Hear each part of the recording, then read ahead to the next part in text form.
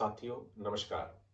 आज हम बात करेंगे आरंभिक हिंदी पर, यानी कि आदिकालीन हिंदी पर, कि आदिकालीन हिंदी को पुरानी हिंदी क्यों कहा जाता है। आज हम क्या है इसी पर बातचीत करेंगे। मैं प्रकरण लिखता हूं, आरंभिक हिंदी या पुरानी हिंदी।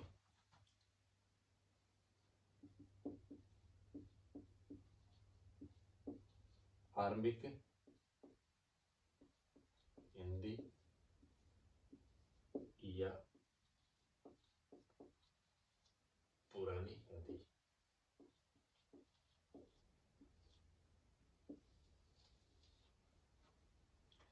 आज हमारी बातचीत का यह विषय रहेगा। अगर हम आरंभिक हिंदी की बात करें, प्रश्न यह है कि कौन सी हिंदी पुरानी हिंदी है। ये कहना बहुत कठिन है कि हिंदी का आरंभ कब से हुआ। सन 1000 ईस्वी के आसपास नव भारतीय आर्य भाषाओं का उदय माना जाता है, लेकिन 8वीं 9वीं शताब्दी के आसपास सिद्धों की भाषा में हमें अपभ्रंश से निकली हुई हिंदी स्पष्टतः दिखाई देती है। आचार्य रामचंद्र शुक्ल ने अपने हिंदी साहित्य के इतिहास में सिद्धों की वाणियों से ही क्या है अपना इतिहास शुरू किया है। आचार्य रामचंद्र शुक्ल ने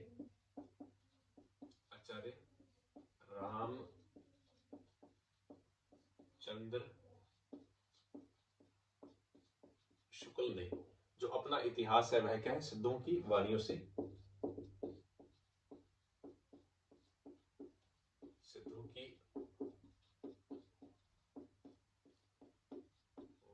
प्रारंभ किया।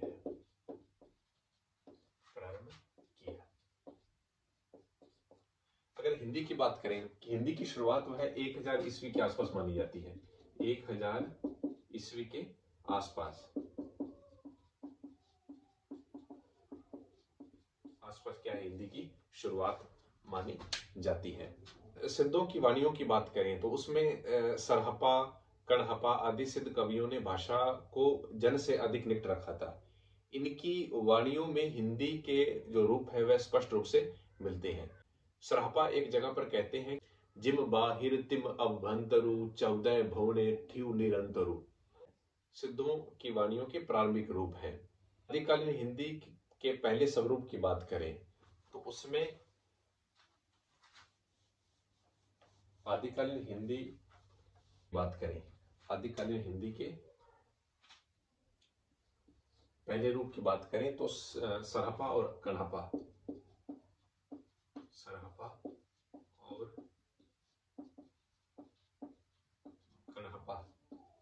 इत्यादि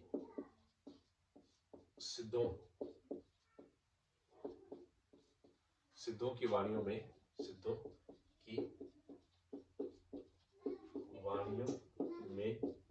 हिंदी के प्रारंभिक रूप मिलते हैं।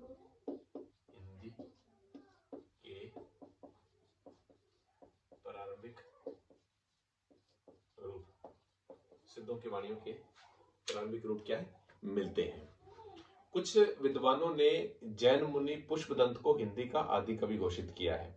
इनकी 3 रचनाओं में महापुराण, अणय कुमार चिरयू तथा जसहर चिरयू, इसमें अपभ्रंश का प्रयोग किया गया है।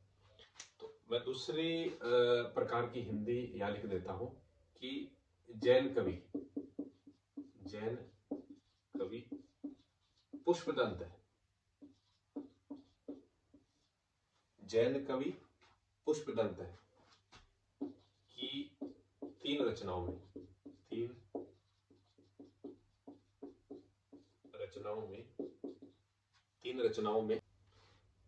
में आदिकालीन हिंदी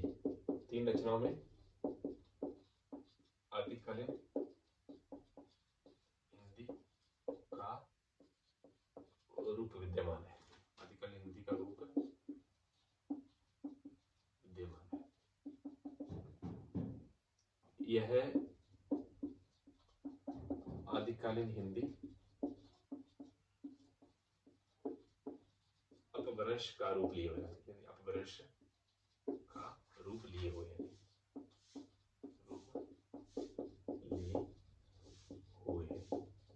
इनकी 3 रचनाएं कौन कौन सी हैं? एक तो है अणय कुमार चिरयू, ब्राह्मणे कुमार चर्यु। दूसरी है महापुराण और जसहर चर्यु। जसहर चर्यु, इन तीन रचनाओं में क्या है? अपभ्रंश के रूप मिलते हैं। अपभ्रंश के रूप मिलते हैं। तो जो कुछ विद्वान है उन्होंने क्या है, जैन कवि पुष्पदंत को हिंदी का प्रथम कवि घोषित किया है। एक विद्वान है आचार्य हेमचंद्र। इनके प्राकृत व्याकरण में एक उदाहरण मिलता है जो आरंभिक पश्चिमी हिंदी का सुंदर उदाहरण है। वे लिखते हैं कि भला हुआ जो मारिया बहनी महारा कंतु। तो इनकी रचना प्राकृत व्याकरण में आरंभिक पश्चिमी हिंदी का बहुत सुंदर रूप दिखने को मिलता है। आचार्य हेमचंद्र, आचार्य हेमचंद्र के प्राकृत व्याकरण में पश्चिमी हिंदी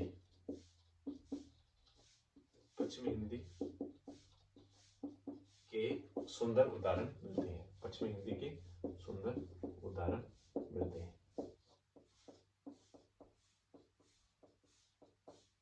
सुंदर उदाहरण क्या है? मिलते हैं। मैंने उदाहरण बताया ना कि भला हुआ जो मारिया बहनी महारा कंतु, तो ये पश्चिमी हिंदी का बहुत सुंदर उदाहरण है। ये उदाहरण प्राकृत व्याकरण में उपलब्ध है, हेमचंद्र द्वारा लिखित है। तीसरी प्रकार की हिंदी है वह पौम चर्यु, यानी स्वयंभू महाकवि द्वारा लिखित है पौम चर्यु। उन्होंने अपनी भाषा को देशी भाषा कहा है, जिसको स्वयंभू की रचना पौम चर्यु में उदीयमान हिंदी के क्या छुटपुट रूप देखने को मिलते हैं। स्वयंभूकृत, तीसरी प्रकार की हिंदी स्वयंभू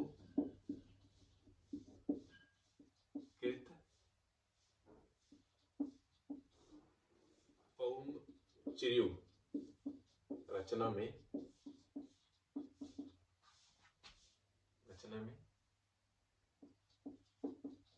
आरंभिक हिंदी का रूप देखने को मिलता है। आरंभिक हिंदी का रूप देखने को मिलता है। इन्होंने इस रचना में अपनी भाषा को देशी भाषा कहा है। कौन सी भाषा कहा है? देशी भाषा के नाम से संबोधित किया। देशी भाषा के नाम से संबोधित किया।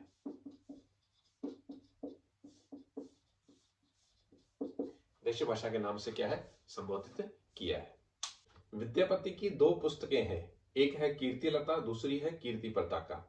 ये दोनों कृतियां अवहट में लिखित है। तो हिंदी की अगर बात करें तो इसमें भी क्या है, हिंदी के प्रारंभिक रूप देखने को मिलेंगे। और वरण रत्नाकर के रचयिता है ज्योतिरीश्वर ठाकुर, जो मिथिला के रहने वाले थे। इनकी रचनाओं में पूर्वी हिंदी के रूप भी मिलते हैं। आजकल वही मिथिला क्षेत्र में एक विधायिका जीती हैं जिनका नाम है मैथिली ठाकुर। तो वह उसी क्षेत्र की रहने वाली है जहां एक समय ज्योतिरीश्वर ठाकुर ने अपनी रचना वर्ण रत्नाकर लिखी थी। तो मैं यहां लिख देता हूं कि चौथी प्रकार की हिंदी विद्यापति की दो रचनाएं,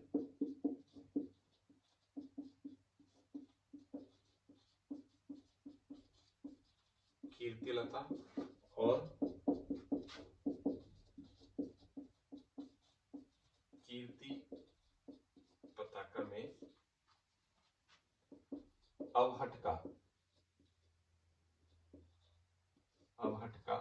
रूप मिलता है। अवहट का रूप मिलता है।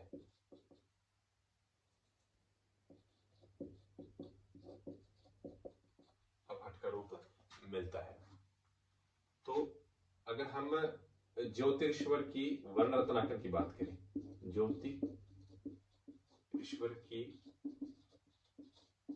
वर्ण रत्नाकर की बात करें तो इसमें इसकी रचना में क्या पूर्वी हिंदी के रूप मिलते हैं। इनकी रचना में पूर्वी हिंदी के रूप क्या है? विद्यमान है। पूर्वी हिंदी के रूप विद्यमान है। क्योंकि भाई यह स्वयं मिथिला के रहने वाले थे, तो मिथिला के क्षेत्र के आसपास की जो बोली है वह पूर्वी हिंदी के नाम से जानी जाती है। तो पूर्वी हिंदी के रूप वहां पर क्या है हमें देखने को मिलेंगे। पांचवी प्रकार की भाषा थी अवधी के प्रथम कवि है मुल्ला दाऊद। तो मुल्ला दाऊद की भाषा को आरंभिक हिंदी नहीं कहा जा सकता।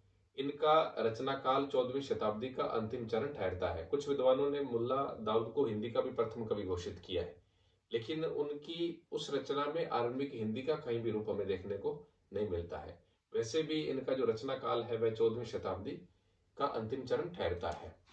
अवधी भाषा के प्रथम कवि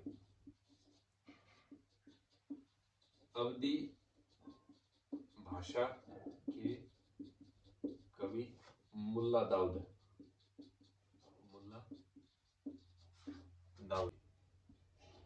की भाषा को आरंभिक हिंदी नहीं कहा जा सकता, कि भाषा को आरंभिक हिंदी नहीं कहा जा सकता,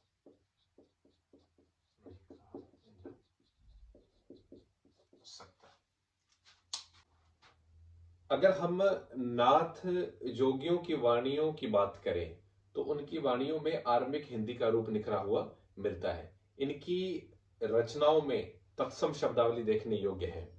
गुरु गोरखनाथ कहते हैं कि न जाने गुरु कहाँ गेला, मुझे नींदड़ी न आवे, सोवता अवधु जीवत मुआ, बोलत अवधु पेंजरे सुआ। तो गुरु गोरखनाथ, अगर नाथ योगियों की वाणियों की बात करें, नाथ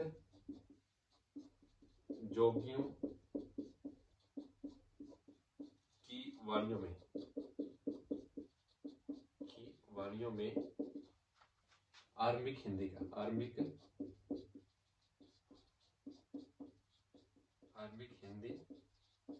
निखरा हुआ रूप मिलता है। आरंभिक हिंदी का निखरा हुआ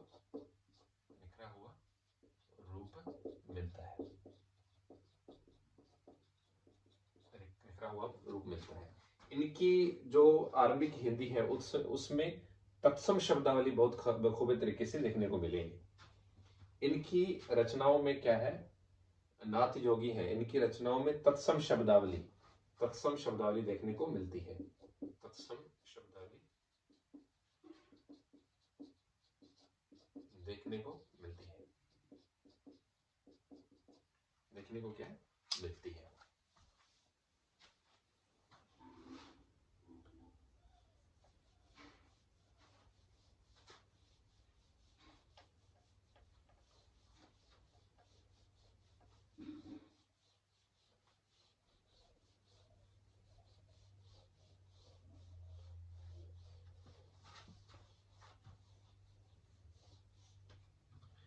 तत्सम शब्दावली इनकी आरंभिक जो रचनाएं हैं, इनकी नाथ योगियों की वाणियों में आरंभिक हिंदी का निखरा हुआ रूप मिलता है और तत्सम शब्दावली में क्या है बेखूबी देखने को मिलती है। इसी परंपरा को बाद में जयदेव, नामदेव, त्रिलोचन, बेनी, सदना, कबीर आदि ने क्या है आगे बढ़ाया था। इनकी हिंदी भी क्या है आरंभिक हिंदी स्थिर की जा सकती है। इसी परंपरा को आगे बढ़ाने में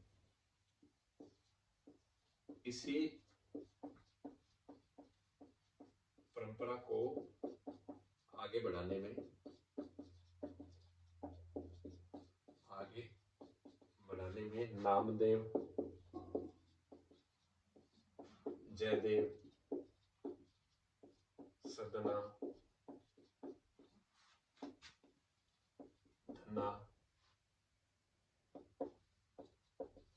कबीर साहब इत्यादि ने आगे बढ़ाया था।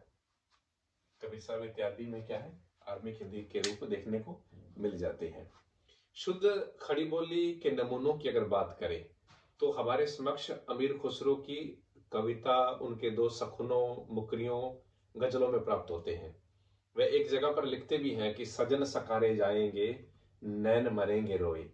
तो शुद्ध खड़ी बोली के रूप की बात करें, शुद्ध खड़ी बोली के रूप अमीर खुसरो दूसरों की कविता, दो सपनों,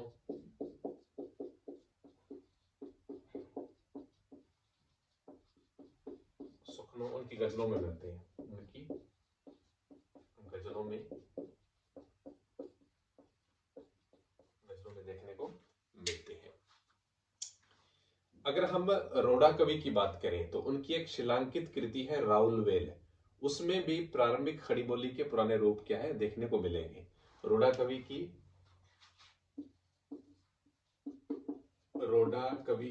शिलांकित कृति,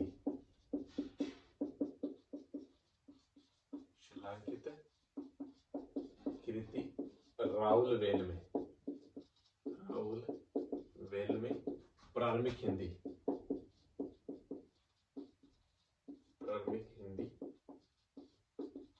के रूप दिखाई देते हैं,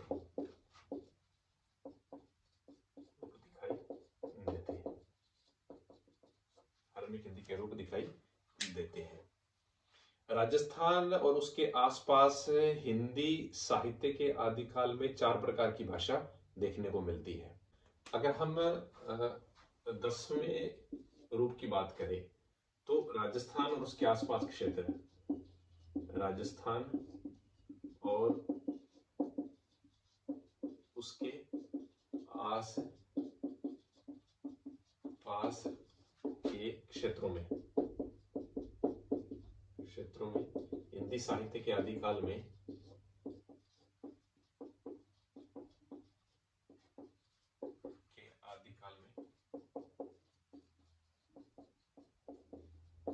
आदिकाल में 4 प्रकार की हिंदी या 4 प्रकार की जो भाषा है उसके प्रयोग होते थे।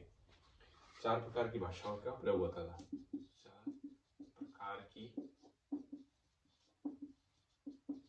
भाषा का प्रयोग होता था।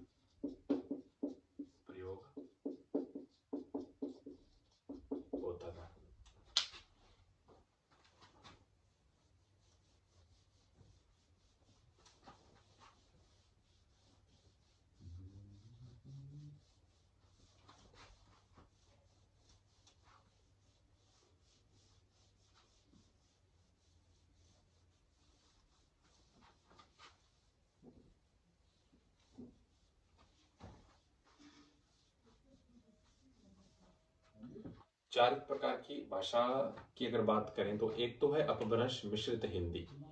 एक तो कौन सी है? एक तो है अपभ्रंश मिश्रित हिंदी। अपभ्रंश मिश्रित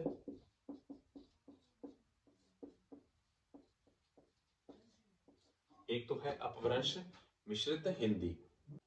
दूसरी है डिंगल। दूसरी कौन सी है? डिंगल। तीसरी की अगर बात करें तो तीसरी है मरु भाषा, जिसको राजस्थानी भी कहते हैं। तीसरी है मरु भाषा, जिसको क्या है राजस्थानी के नाम से भी जाना जाता था। राजस्थानी के नाम से जाना जाता था। और चौथी थी जिसको पिंगल कहते हैं, पिंगल या ब्रज भाषा। ब्रज भाषा। ये 4 प्रकार की भाषा का प्रयोग क्या है राजस्थान और उसके आसपास क्षेत्रों में हो रहा था। अपभ्रंश मिश्रित हिंदी, डिंगल मरु भाषा जिसको राजस्थानी कहते थे, पिंगल ब्रज भाषा। तो अगर हम हिंदी के आदिकाल की बात करें तो अधिकतम साहित्य राजस्थान से ही प्राप्त होता है। डिंगल उसी अवहट मिश्रित नहीं माफी चाहता हूं, डिंगल उस राजस्थान मिश्रित अवहट का नाम है। इसी डिंगल में अनुस्वारों या द्वित्व व्यंजनों की क्या है भरमार मिलेगी। द्वित्व व्यंजन अनेक प्रकार के मिलेंगे। डिंगल भाषा अत्यंत कृत्रिम और मनगढ़ंत भाषा थी। जैसे अगर इनके शब्दों की बात करें, निकंदम, संदेशम, सुदेशम, तुखारम, फलम, कमाने। मैं यहां लिख देता हूं कि अगर हम डिंगल की बात करें, डिंगल तो डिंगल उस अपभ्रंश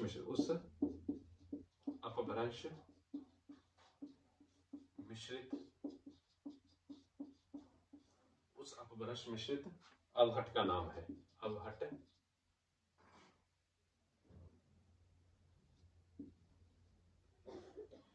उस अवहट का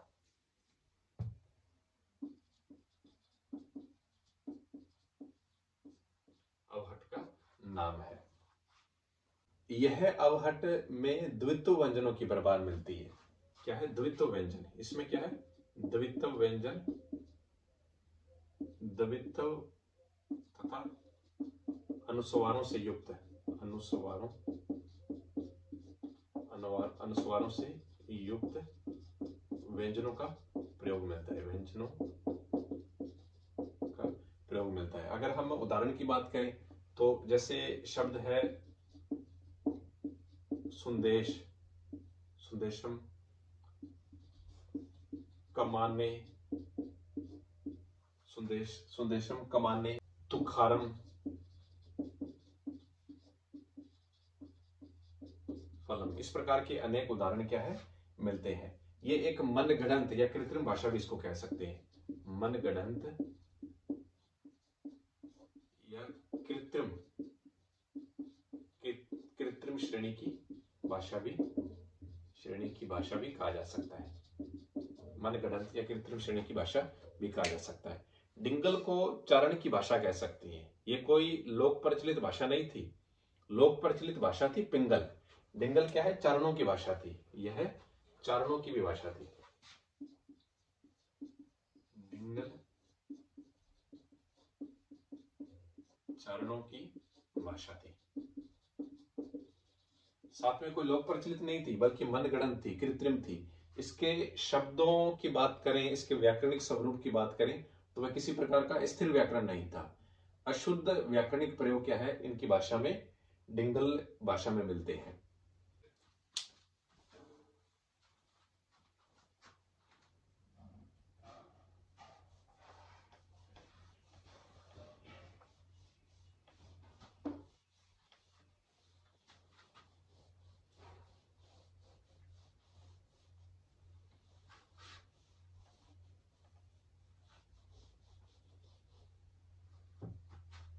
तो हम बात करते हैं लोक प्रचलित भाषा पिंगल की। लोक प्रचलित भाषा पिंगल। लोक प्रचलित भाषा पिंगल। पिंगल जो भाषा है यह एक सरस और व्यापक क्षेत्रों में फैली हुई भाषा थी। ब्रजमंडल की भाषा भी थी, लेकिन इसका प्रभाव राजस्थान तक फैला हुआ था। यानी कि मेवाड़ तक क्या है? इसका प्रचार उस समय हो रहा था। तो पिंगल की बात करें तो पिंगल एक लोक प्रचलित भाषा थी और इसके सरस और मधुर प्रयोग, सरस और मधुर प्रयोग के कारण राजस्थान के मेवाड़ क्षेत्रों तक, राजस्थान तथा मेवाड़ क्षेत्र तक क्या इसका प्रचार प्रसार हुआ। मेवाड़ क्षेत्र तक इसका प्रचार प्रसार हुआ।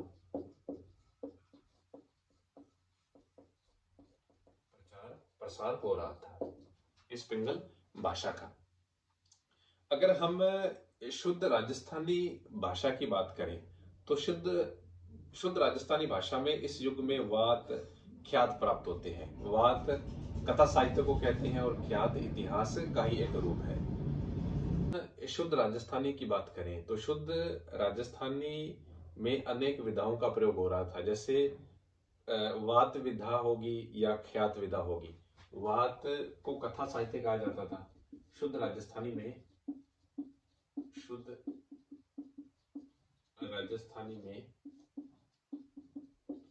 वाद साहित्य, जिसको कथा साहित्य कहा जाता है, और ख्यात साहित्य लिखा जा रहा था। ख्यात साहित्य,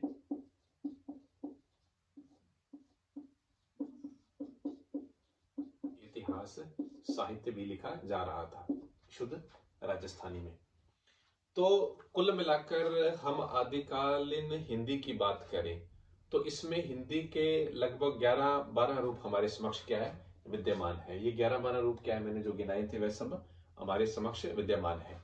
पंडित चंद्रधर शर्मा गुलेरी ने 11वीं शताब्दी की परवर्ती अपभ्रंश, जिसको अवहट कहते हैं, उसी अवहट से पुरानी हिंदी का उदय माना है। यानी कि अवहट से ही क्या इसका उदय वह मानते हैं। संदेश रासक, प्राकृत पेंगलम, प्राकृत व्याकरण, पुरातन प्रबंध संग्रह जो मेरुतंद का लिखा हुआ है, उक्ति व्यक्ति प्रकरण, वर्ण रत्नाकर और कीर्तिलता, सब में प्रमुख भाषा अवहट है।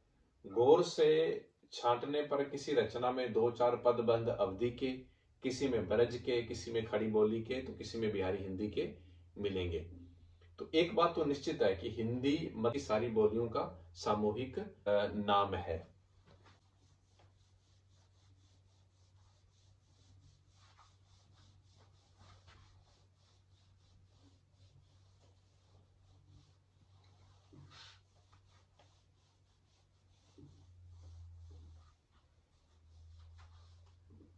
चंद्रधर शर्मा गुलेरी की, पंडित चंद्रधर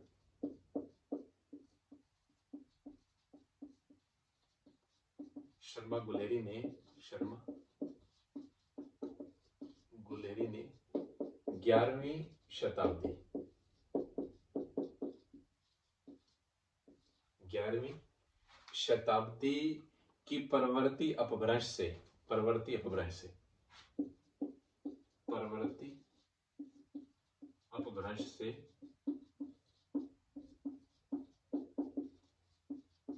पुरानी हिंदी का उदय माना है।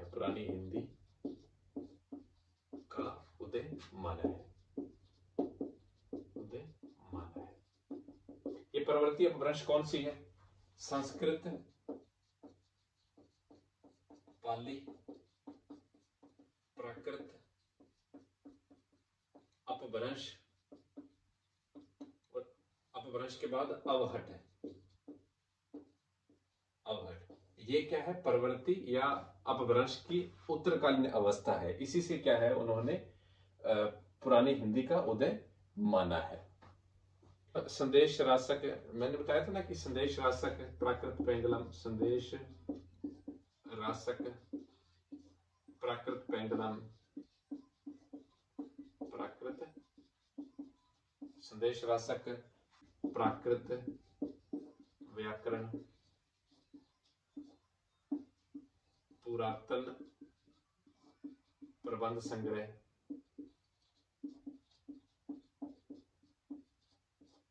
वर्ण रत्नाकर, कीर्तिलता।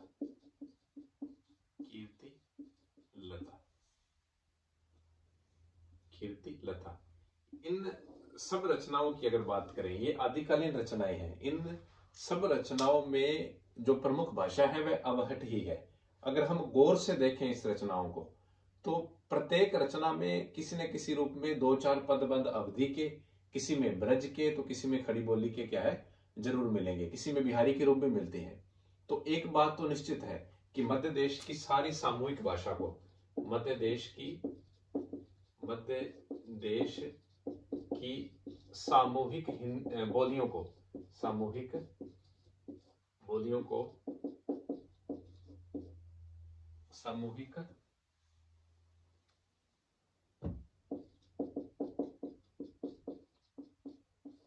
को हिंदी अगर हिंदी कह दिया जाए तो अतिशयोक्ति नहीं होगी।